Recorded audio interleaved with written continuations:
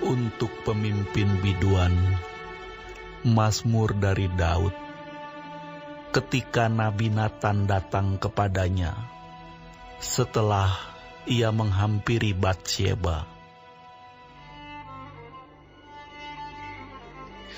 Kasihanilah aku, ya Allah, menurut kasih setiamu. Hapuskanlah pelanggaranku, menurut rahmat-Mu yang besar. Bersihkanlah aku seluruhnya dari kesalahanku, dan tahirkanlah aku dari dosaku. Sebab aku sendiri sadar akan pelanggaranku. Aku senantiasa bergumul dengan dosaku. Terhadap Engkau sajalah aku telah berdosa dan melakukan apa yang Kau anggap jahat, supaya ternyata Engkau adil dalam putusan-Mu, bersih dalam penghukuman-Mu. Sesungguhnya dalam kesalahan aku diperanakkan, dalam dosa aku dikandung ibuku. Sesungguhnya Engkau berkenan akan kebenaran dalam batin, dan dengan diam-diam Engkau memberitahukan hikmat kepadaku. Bersihkanlah aku daripada dosaku dengan hisop, maka aku menjadi tahir. Basuhlah aku, maka aku menjadi lebih putih dari salju. Biarlah aku mendengar kegirangan dan sukacita. Biarlah tulang yang Kau remukkan bersorak-sorak kembali. Sembunyikanlah wajah-Mu terhadap dosaku. Hapuskanlah segala kesalahanku. Jadikanlah hatiku tahir, ya Allah, dan perbaharuilah batinku dengan roh yang teguh.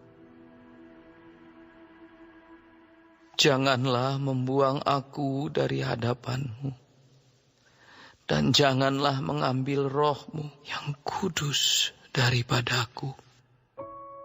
Bangkitkanlah kembali padaku kegirangan karena selamat yang daripadamu, dan lengkapilah aku dengan roh yang rela.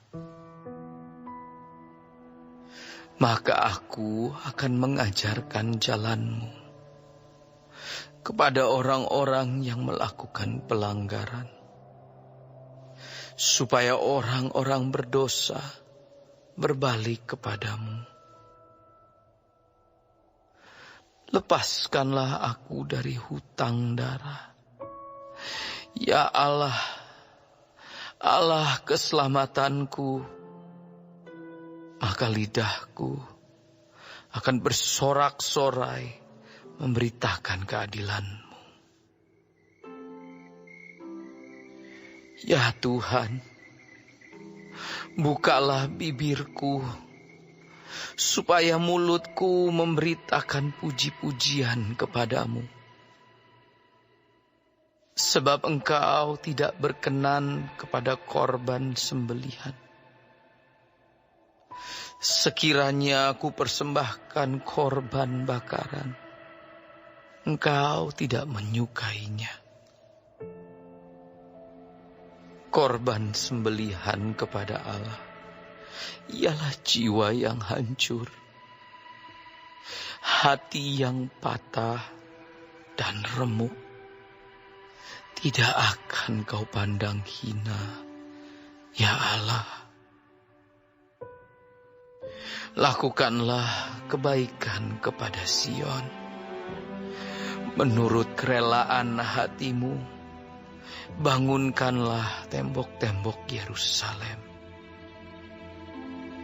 Maka engkau akan berkenan kepada korban yang benar, korban bakaran, dan korban yang terbakar seluruhnya. Maka orang akan mengorbankan lembu jantan di atas mezbahmu.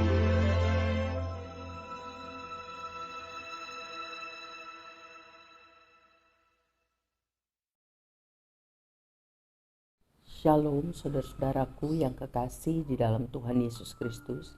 Puji Tuhan kalau hari ini kita masih diberi kesempatan hidup dan mempelajari firman Tuhan dari Mazmur 51. Tuhan Yesus memberkati. Saudara, Mazmur ini adalah berisi penyesalan tentang dosa. Lahir dari dosa yang Daud lakukan terhadap Batsheba dan Uria, dan upayanya yang sia-sia menutupi dosa itu. Saudara, pasal ini mengungkapkan betapa mahal harga yang harus dibayar akibat dosa, sebab dosa melukai si pendosa tersebut.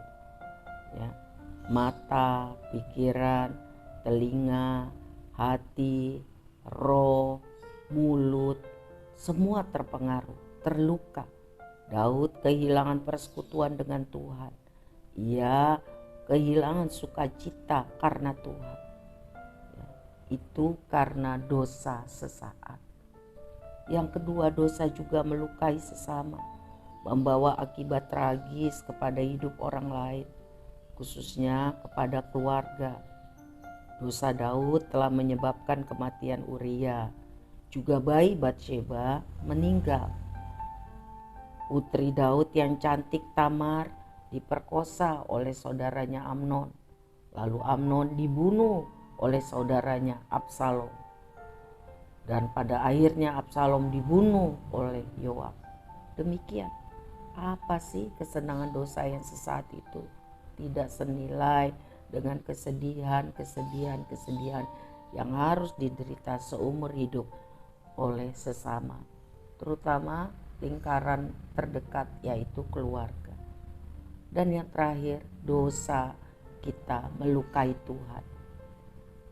Kita melukai diri kita melukai orang-orang lain ketika kita berdosa. Tapi yang utama, dosa-dosa kita itu melawan Tuhan, membuat kita kotor, karena memberontak terhadap Tuhan yang kudus. Jadi mari kita sadar betapa banyaknya dosa melukai Tuhan.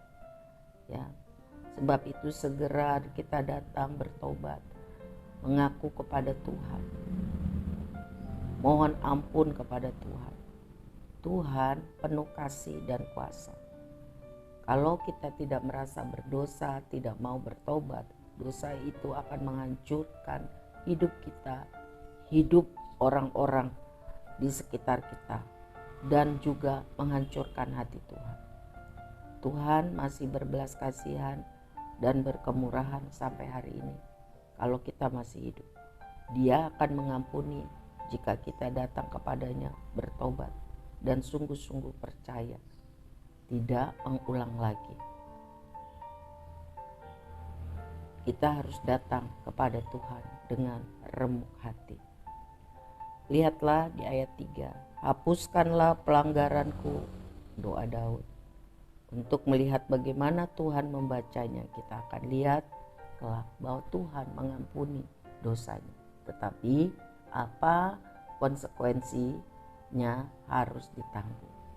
Apa yang kita tabur itu yang harus kita tuai. Sebab itu berhati-hatilah supaya kita tidak jatuh terpleset karena dosa. Tuhan Yesus memberkati.